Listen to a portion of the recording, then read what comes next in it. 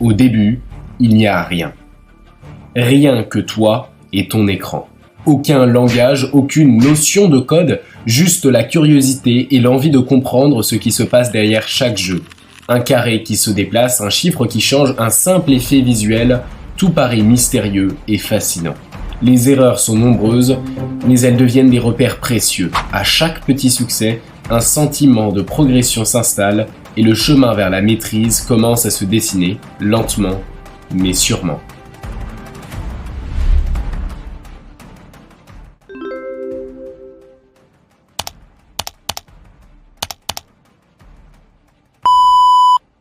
Mais très vite, une question arrive. Comment passer de ces petits tests un peu magiques à de vrais jeux, cohérents, solides, sans bugs partout? Comment arrêter de bricoler et commencer à construire quelque chose qui tient debout? La réponse ne se trouve pas dans un tutoriel parfait, ni dans un langage unique. Elle se trouve dans un parcours, un chemin logique presque naturel.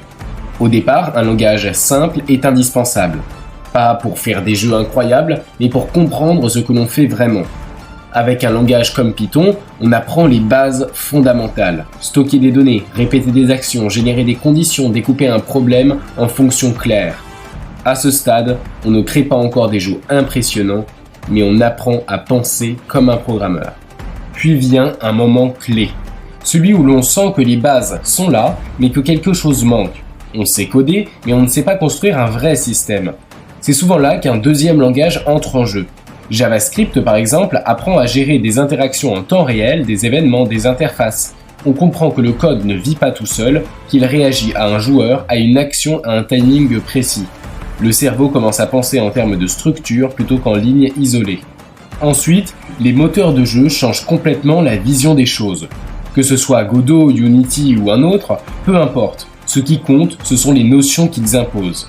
Les scènes, les entités, les collisions, la gestion du temps, la séparation entre la logique et l'affichage, c'est souvent là que la programmation orientée objet devient concrète. Un joueur n'est plus seulement une variable, c'est un objet avec un état, des comportements, des limites. Un ennemi aussi, une arme aussi. Le jeu devient un ensemble de systèmes qui communiquent entre eux. À ce niveau, le langage importe moins que la façon de penser.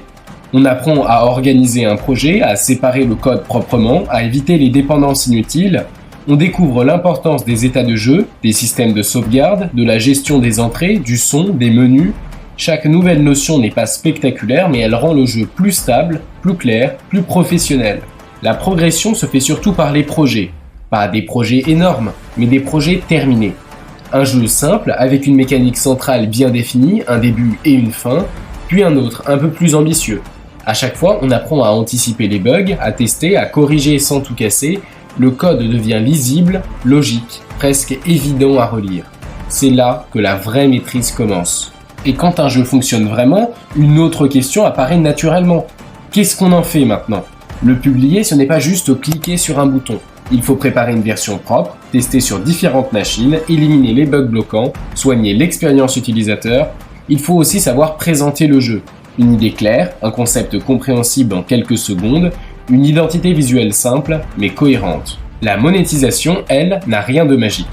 Elle repose sur la valeur perçue. Un jeu court, mais bien fini, peut se vendre. Un jeu gratuit peut devenir un tremplin. Un accès anticipé peut financer la suite du développement.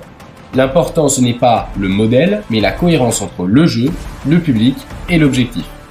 À ce stade, le développement ne concerne plus seulement le code, mais aussi les choix. Au final, passer de novice total à développeur capable de créer et vendre un jeu ne tient pas à un talent caché. C'est une accumulation de compétences construites dans le bon ordre. Comprendre la logique, explorer plusieurs langages, maîtriser les systèmes, terminer des projets puis apprendre à les partager. Le carré qui bouge du début est toujours là.